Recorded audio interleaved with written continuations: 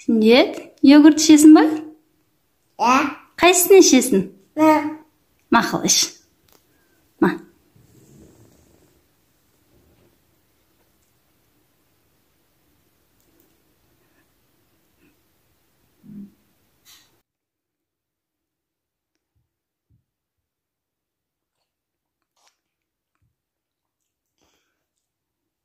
Татты ма? Tatlı. Қандай көрсетші қолмен? Mene. Енді ананы ішесің ба? Ja. Аха, ішіп көр енді.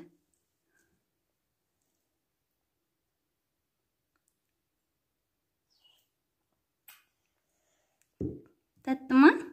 Tatlı. Қайсысы тәтті енді? Ja. Жаным. Ең алдымен сүтімізді сүзгіден өткізіп, кастрюльге құйып, жақсылап пісіріп аламыз. Егер сізде піскен сүт болса, қол күймейтін етіп жылыту жеткілікті болады.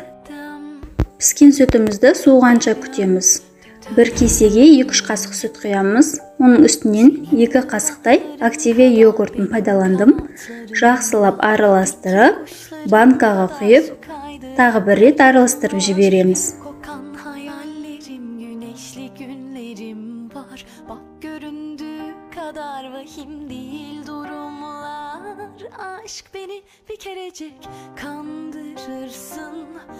Мен йогурт тәтті болсын деп 2 ас қасық қант салдым. Қант ерігенше араластырамыз.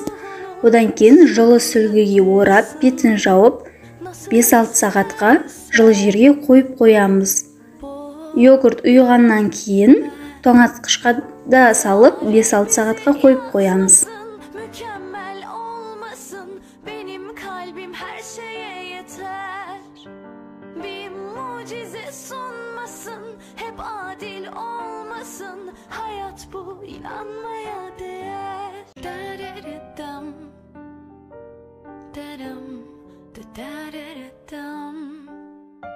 Йогуртымыз ұйыды.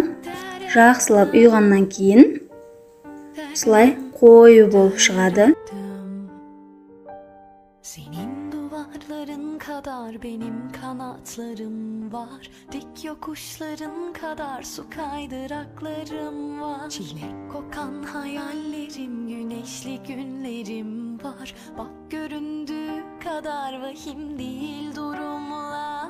Aşk beni bir kerecik kandırırsın. O da ben istersem. Мен оның жартысын бір кесеге құйып, тоңазытқышта қатырылған шиені езіп, жартысына араластырдым. Сонда қызғылт түсті болады йогуртымыз. Осындай 2 түрлі йогурт жасадым.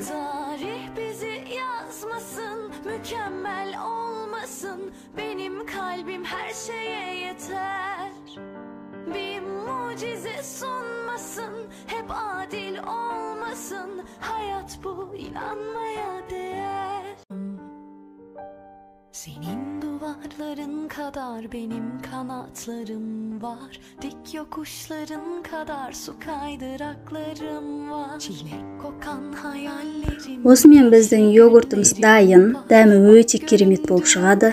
Балаларыңызға дүкеннен алып бергенше, осылай үйде қолдан жасап берген әлде қайда тиімдірек. Егер менің рецептім пайдалы болса, менің арнама тіркеліп, лүпіл басып пікір қалдыруды ұмытпаңыздар.